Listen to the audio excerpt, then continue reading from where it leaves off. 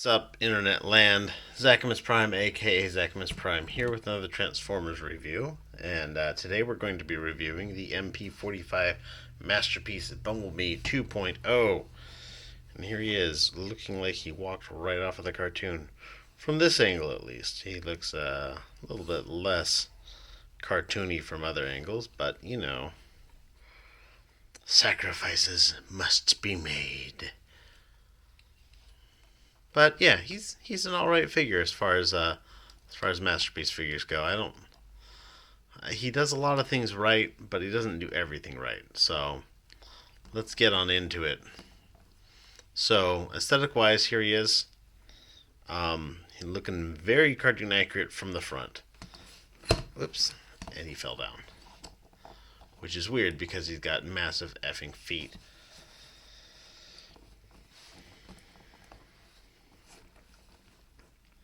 There he is from the side, from the back. They kind of take all of his stuff and just like into the back. So he looks great from the front, but somewhat less from the other sides. I will say, in terms of this perspective right here, he does look better than the older masterpiece MP-21 Bumblebee, who I think looks better all around as a figure, but definitely doesn't look as cartoon accurate. Doesn't have, I don't know, like he's got some good, you know, like the figure has got some charisma to it, but I don't know, it's just not as cuddly looking as this one is, at least in terms of this perspective. Of course, he cleans up a bit better on the back, but still is not even anything approaching cartoon accuracy, of course. With, you know, kibble on the back of his arms, all this shell on the back of his back, and, you know, whatnot. One of the things that kind of boggles me about this is that they added in this little detail right here. The whole piece, a piece with its transformation mechanic, simply to put this on his backpack to make it more cartoon accurate. But really, what about this backpack looks cartoon accurate to you? I don't know. I feel that was a little bit of a wasted effort, perhaps. But it was an effort nonetheless. So, there they are. Quick comparison. Front, side, back. You'll notice that this guy's wobbling a bit more. His joints are a little bit more finicky, and he's got a lot more of them, which is not necessarily a bad thing by any stretch of the imagination, which makes his feet not always want to be as flat and stay as flat as you mess with it. So, it is what it is. In terms of accessories, he comes with one little blaster here, little gun of some sort, and it's got the Masterpiece style peg. I will say I don't like the way this peg system works. There's like some sort of like a weird notch built into the finger piece because the fingers all move together. There's like a notch built into that finger piece, and so you kind of seat this into the notch, and then as you bend the fingers, it pinches that tab, and it makes it so that he can't really look like he's holding it. He doesn't really hold it. He just kind of looks like he's kind of holding it. And I don't really like that at all. But I mean, the gun stays in his hand well enough. He does come with a small blast effect for that.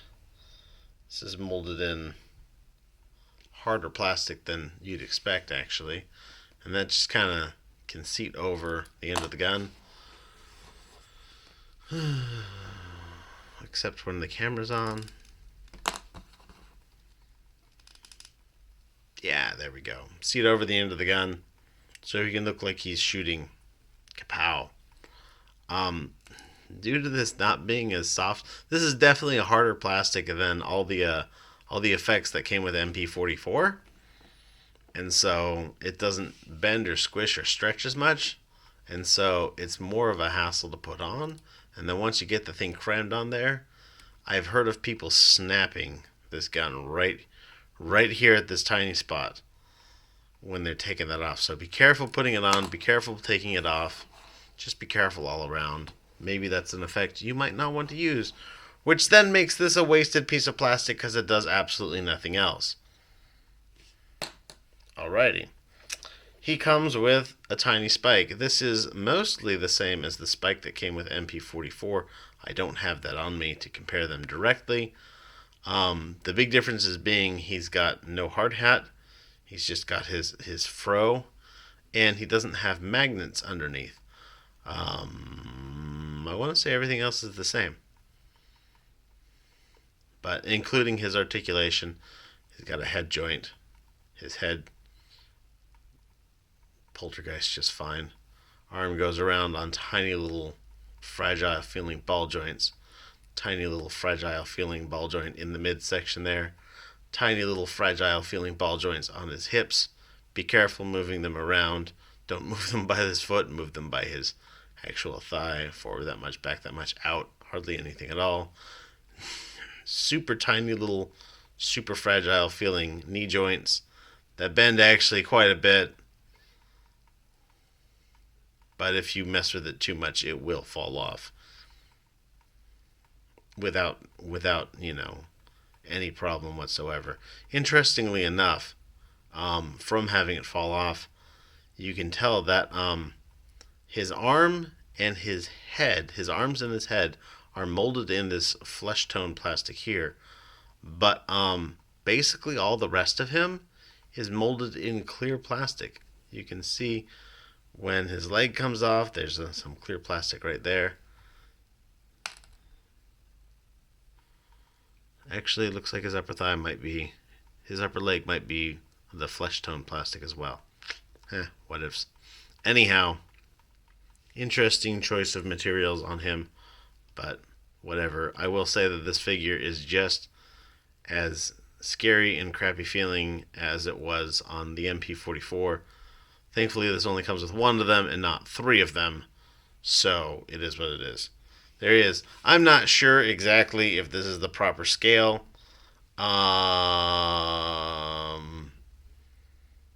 But scale in terms of Transformers is a super, especially in terms of Generation 1 Transformers, is a super, super, super heavy quotations thing. So, he comes with a couple alternate faces. He's got his face here where he's like derp. Honestly, I'll be honest with you. In terms of this head versus this head, I actually do like the old head better. I really do. Just the shape and the sculpt of it, I prefer. I know that not everybody does, but that's my personal preference. So you just kind of pull his head all the way up, put your thumb under his chin, pull his face straight off. He's got this face here. He's got this face here, which looks almost the same. Actually, no, it's not the same. I was like, man, did they give us two the same head? So this is kind of like a slightly happy derp face. This is kind of a slightly shocked derp face. And last but not least, you have what could be a laugh / yell / battle cry derp face. Wow, the angle on that mouth really changes a lot depending on what angle you're looking at his face. There's like weird looking there. It's like more like a smile. Whatevs. I'm going to put his look of consternation on. And then he has one other accessory that I will get to in vehicle mode if I recall. I'll try and remember and not miss it. In terms of articulation, let's take his gun out of his hand. His head is on a little bit of a ball joint, mostly for allowing for rotation. He does have a pronounced hinge on the back, which allows his head to look hella up. No real tilt side to side. He does have his transformation joint, allows him to look a bit down, so good range of articulation on his head in terms of up and down and rotating. It's not bad. His arm is on, gosh, his shoulders are actually pretty nice. So there's a transformation joint here, and this is actually going to be the one that will want to go most often because it is looser than his shoulder joint. His shoulder joint is actually quite tight. So there's this joint here, there's this joint here,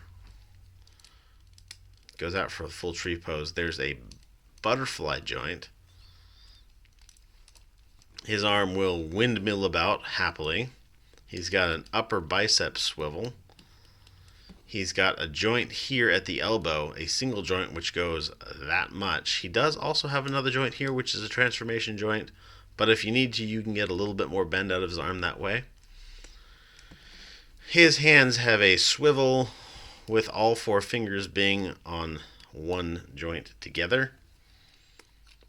He has a waist joint which is both surprisingly limited and surprisingly loose.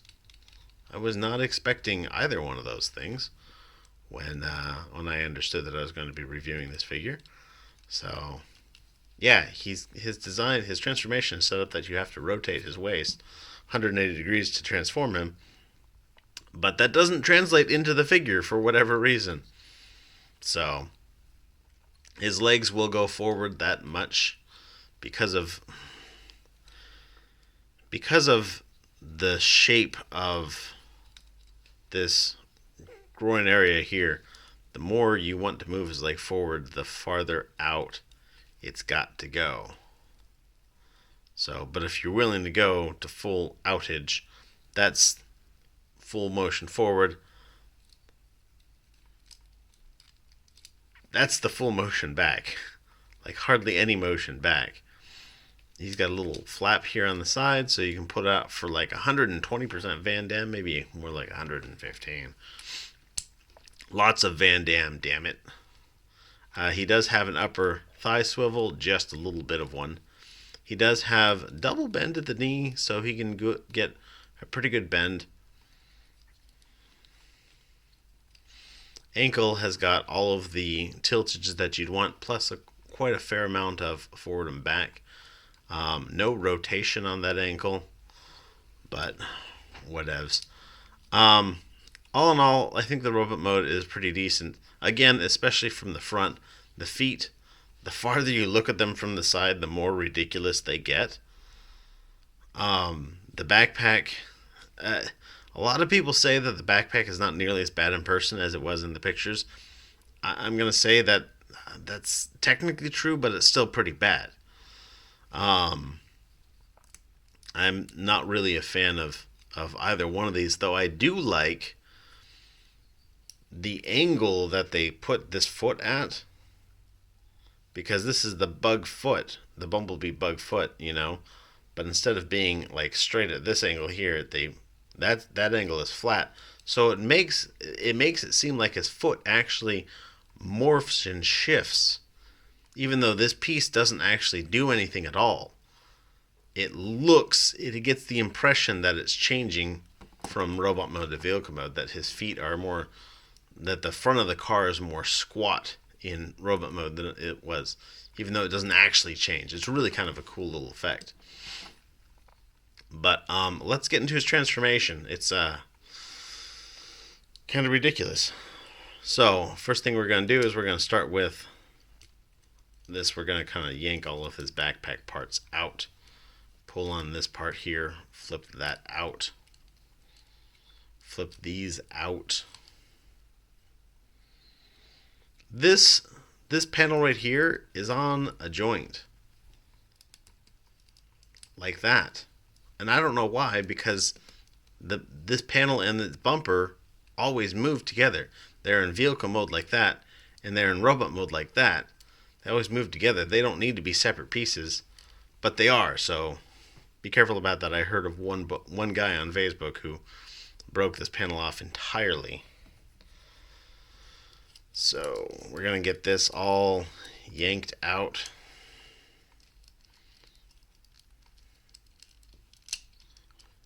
like so.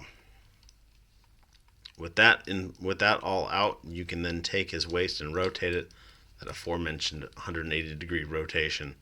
This is going to be important for getting him all transformed up.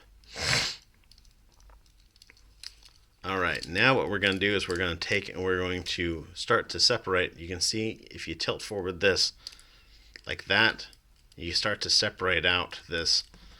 There is a bit of a clearance issue on this figure. Even when you have everything to their like maximum out of the way, you still have to like bend and contort this wheel in ways that I do not like to get it out of here.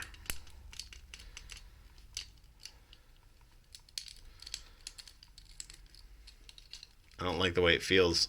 I don't like the way it plays.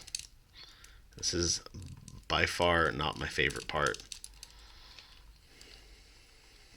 Alright, and his head is just going to fold right back into there, just like so.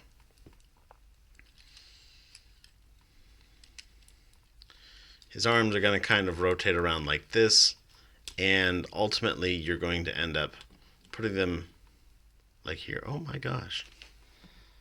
That's paint scratch on there. That's no good. I feel really bad about this. I'm borrowing this figure from a friend of mine, a very good friend of mine, and he's not going to be happy about the paint chip either. That's probably why he bought 2 of these figures, but it's one of the things that bugs me about these newer Masterpiece figures is that they're all fired up about these like animation accurate stuff like this, and it has to look perfect and it has all this, and so they end up like slathering the entire thing in paint, which, I mean, like, it looks, I guess, I mean, it looks okay, but at the same time it makes it so that the entire surface of your figure is fragile. The entire surface is liable to chip, and the entire surface is liable to scratch, and the entire surface, and this is, I mean, this has not done anything other than, he transformed it once into robot mode, because it comes packaged in car mode. He transformed it once into robot mode. He was showing it off to me. I took it home and transformed it once into car mode and back, so I could take some pictures.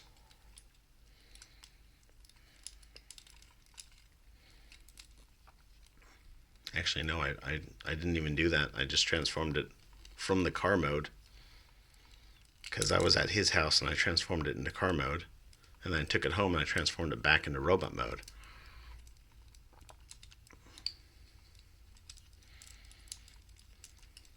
So his arms have got to go in here.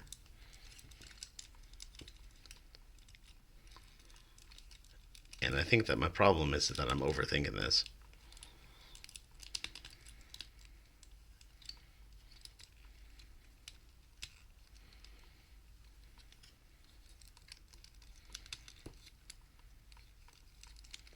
Except that my problem also is that I didn't do the flaps out. Damn it. Flaps. The flaps are going to kind of lead through here, and that's going to help this piece kind of follow that back.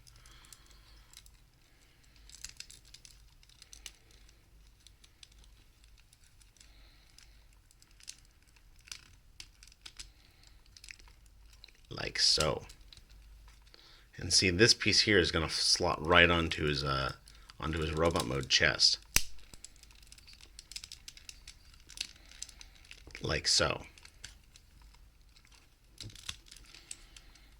And then this piece is just going to come and fill in that little gap a little bit. So this panel is going to cover his Autobot symbol, and these are just kind of poke on the side there. And there's the back of him basically done. So let's get to work on, let's do this real quick. This part will come out, swing around, and fold in like that. Alright, so there's the upper body all done. Now we're going to get onto the legs. You're going to bend his leg, flip up this panel on the thigh, And then that is going to allow you to free this panel here so that you can take this whole section and rotate it and then kind of double joint it down and then close that panel back up. Once you're done with that, you're going to take his windshield, fold this panel out.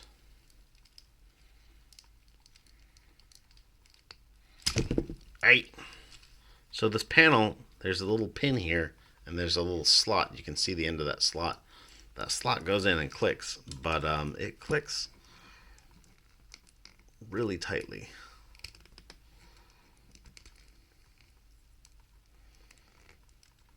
Come on.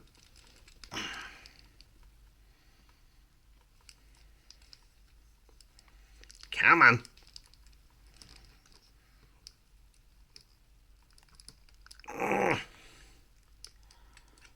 Oh my gosh, that is way tighter than I think it ever should be.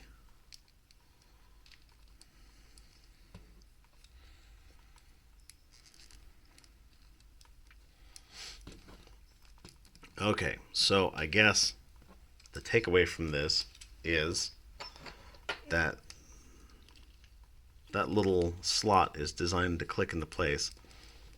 There we go. Because you can see, let's get a light over here. You can see that little part where that slot narrows. That's definitely designed to click around that pin. So, story of this lesson, lesson of this story. Move that, but don't click it, because it makes it really difficult to get back out. So, with that in place, then you can pull his wheel out. Actually, no, his wheel is going to come out like this. And then this whole hood part is going to kind of rotate and rotate. And then you're going to take this piece here and swing that around and it tabs back in. Put his bumper up like so.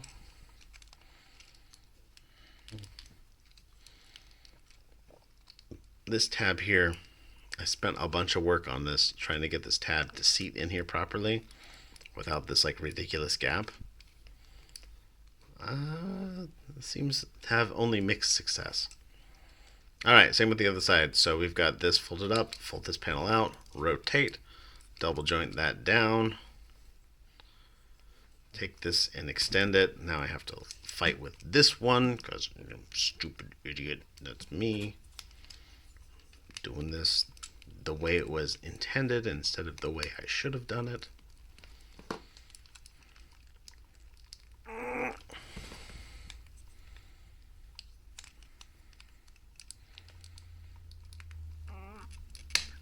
Jeez. All right. Bring that down. Come on. Bring that down. There we go. Down and around and around and around.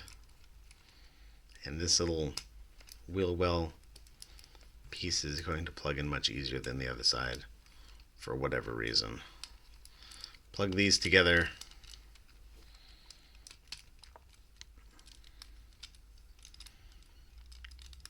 Tab this in. Oops. Yeah.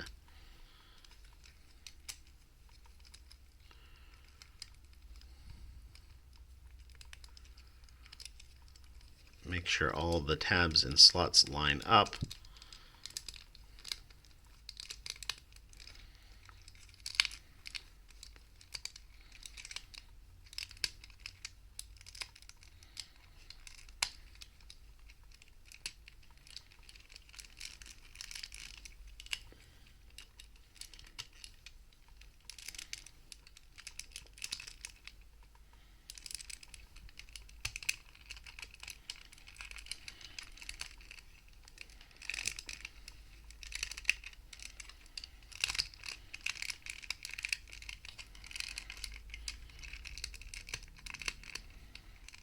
And there we go. Here's Bumblebee in his vehicle mode, and he just looks adorable. That panel is not, despite all the work I put into it, it still wants to be gappy. Son of a gun. I could just punch that in the face. It's actually quite nice, even in comparison with the other one. You know, they both look suitably Volkswagen-ish. Of course, this definitely looks more like he did in the cartoon, which is based off of the little penny racer version of G1 Bumblebee that predated, you know, the Transformers. So, yeah, he definitely looks good. You can take your little Spike figure. Yeah. See, this is another thing that makes me question the scale of Spike figure. I don't know if any of you people have really dealt with firsthand an old school classic Volkswagen, you know, bug, but a person stands taller next to one. Like you can stand and look clean over the roof, no problem whatsoever. And the fact that Spike is not looking over the roof really makes me question the scale. I know I keep talking about scale, but it's like with like heavy quotation marks, guys. Put them in here. You can just kind of pop this all out aside, lift this up, and kind of like sit him down like so.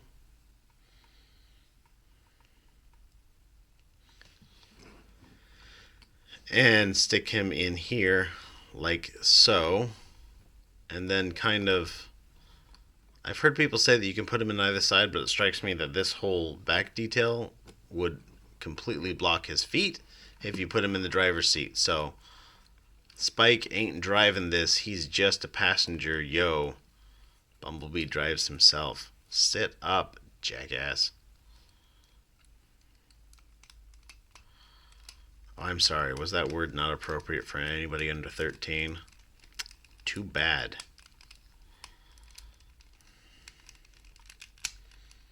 Alright, peg that all together. And there he is, looking highly uncomfortable.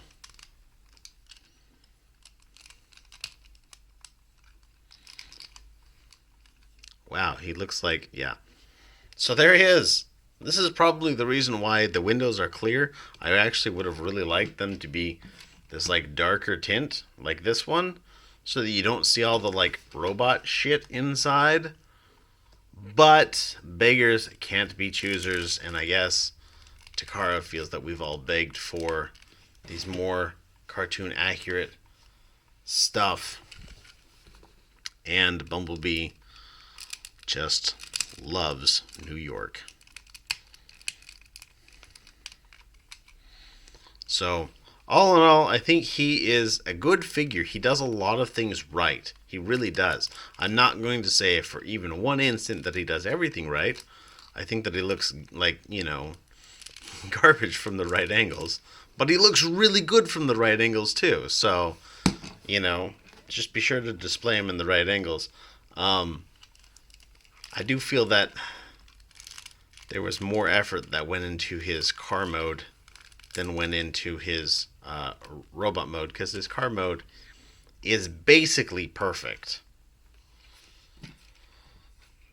That's really nice looking too. But yeah, his car mode is basically perfect, whereas his robot mode has got its, you know, flaws, but it's not terrible. It's usually most of it. Most of it's not terrible.